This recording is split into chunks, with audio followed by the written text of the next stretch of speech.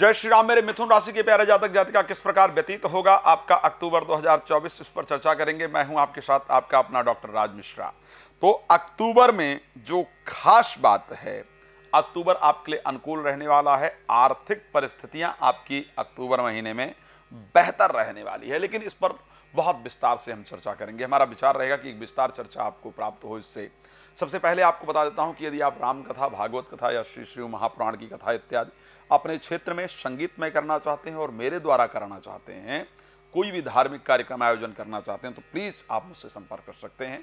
Personal appointment के लिए भी आप मुझे कॉल कर सकते हैं। रात को 9 बजे और दोपहर को 12 बजे मैं लाइव आता हूं, तो आप मेरे साथ लाइव जुड़ करके फ्री में अपने बारे में कोई भी जानकारी प्राप्त कर सकते हैं या कर सकती हैं। मेरा प्रेडिक्शन भी आप चेक कर सकते हैं। चलिए बात करें कि मिथुन राशि के लिए अक्टूबर कैसा व्यतीत होगा। पूरा अक्टूबर त्योहारों से भरपूर, इवन छोटी दिवाली तक इस बार अक्टूबर में आएगी, करवा चौथ इत्यादि सब कुछ अक्टूबर में आएगा। तो ये माह आपके लिए आखिर कैसा होगा, इस पर एक बार चर्चा करके देख लेते हैं।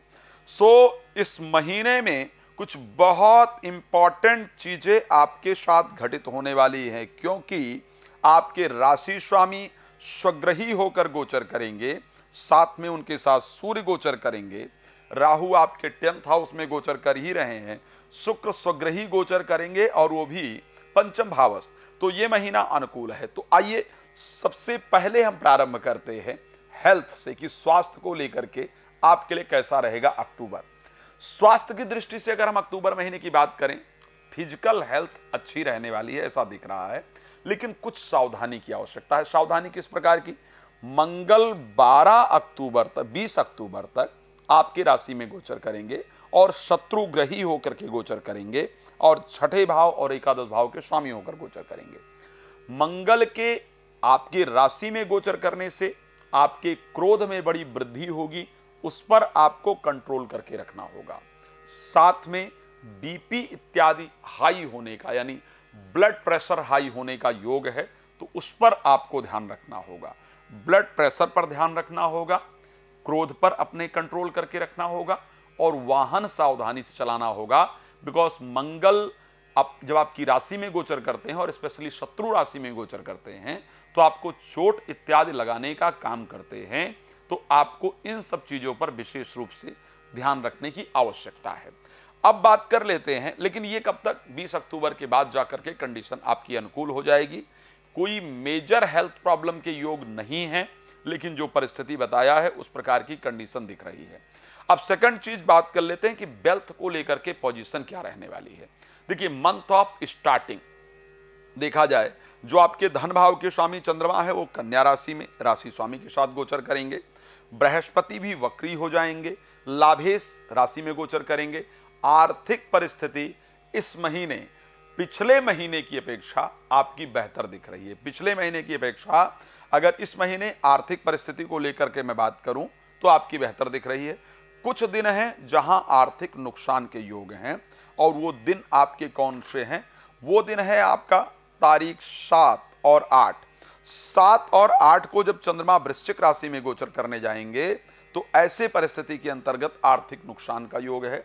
और एक और डे है जहां पर आर्थिक नुकसान का योग मुझे दिख रहा है, जब चंद्रमा मकर राशि में गोचर करने जाएंगे तारीख 12, 7 और 8 और तारीख 7, 8 और 12 तारीख, ये 3 तारीखें हैं महीने की, जहां पर आपके आर्थिक नुकसान का योग है।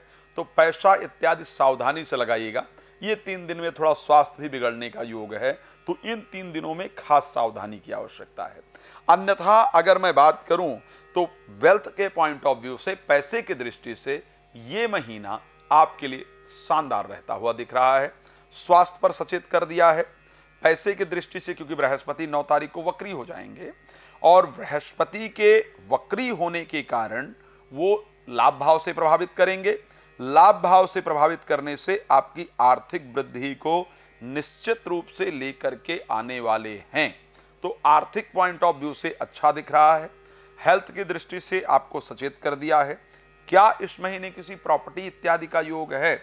हाँ, इस महीने आपके कुंडली में प्रॉपर्टी का स्पष्ट योग दिख रहा है, क्योंकि बुध स्वग्रही होंगे 4th हाउस के अंतर्गत, साथ में सूर्य और चंद्रमा भी स्टार्टिंग में गोचर करेंगे। प्रॉपर्टी प्राप्ति का योग इस महीने निश्चित रूप से है। अपने नए घर में जाने का या नए घर का पोजीशन इत्यादि प्राप्त करने का, स्थान परिवर्तन का भी योग इस महीने आपकी राशि में क्लियरली दिख रहा है। चलिए एजुकेशन को लेकर के बात कर लेते हैं, प्रेम संबंध को लेकर के बात कर लेते हैं, संतान को लेकर के बात कर लेते हैं, क्या होने वाला है। एजुकेशन, प्रेम संबंध और संतान, तीनों चीजों से रिलेटेड आपके लिए बेहतर रहेगा समय तारीख 12 तक।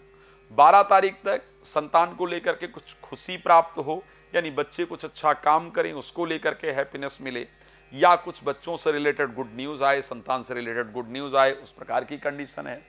या फिर अगर हम बात करें कि बच्चों के विवाह इत्यादि तय हो जाए, इस प्रकार कुछ योग है। एजुकेशन में भी तब तक मन लगेगा, एजुकेशन से रिलेटेड पॉजिटिव रिजल्ट आएगा, और उसके साथ प्रेमी प्रेमिका से भी संबंध अच्छे होंगे, प्यार का इजहार हो, प्रेम को लेकर के आगे बातें बढ़ें, या कोई प्रेमी प्रेमिका जीवन में आए, इस प्रकार की कंडीशन है। 12 के बाद ये सब विपरीत होगा, तो 12 तारीख के बाद सावधान रहिएगा। विवाह को लेकर के क्या कंडीशन रहेगी, मैरिज को लेकर के इस महीने कुछ पॉजिटिव रिजल्ट आने का योग है, वैवाहिक जीवन में सुधार होगा। लड़का लड़की देखने जाएंगे तो विवाह तय होने का योग है, बिकॉज बृहस्पति की दृष्टि 7th हाउस पर रहेगी, तो यह अच्छा रहेगा। नौकरी को लेकर के बात करें तो यस, 9 तारीख के बाद जब बृहस्पति वक्री हो जाएंगे तो प्रोफेशनल लाइफ में भी सुधार रहेगा। खैर, आप मुझसे बहुत कुछ जानना चाह रहे होंगे, मैं कम समय दे पा रहा हूं, इसीलिए रात को 9 बजे, दोपहर को 12 बजे लाइव आता हूं। कॉल अपॉइंटमेंट का ऑप्शन है, आप ले लीजिए, आराम से बात करते हैं और आपको प्रॉपर जानकारी देते हैं जो आपके जीवन के लिए बहुत लाभप्रद हो। तो समय लेकर आप मेरे साथ बात कर सकते हैं, कर सकती हैं। भगवान आपके जीवन को सुख समृद्धियों से परिपूर्ण रखें, इसी शुभकामना के साथ धन्यवाद। बहुत जय श्री राम।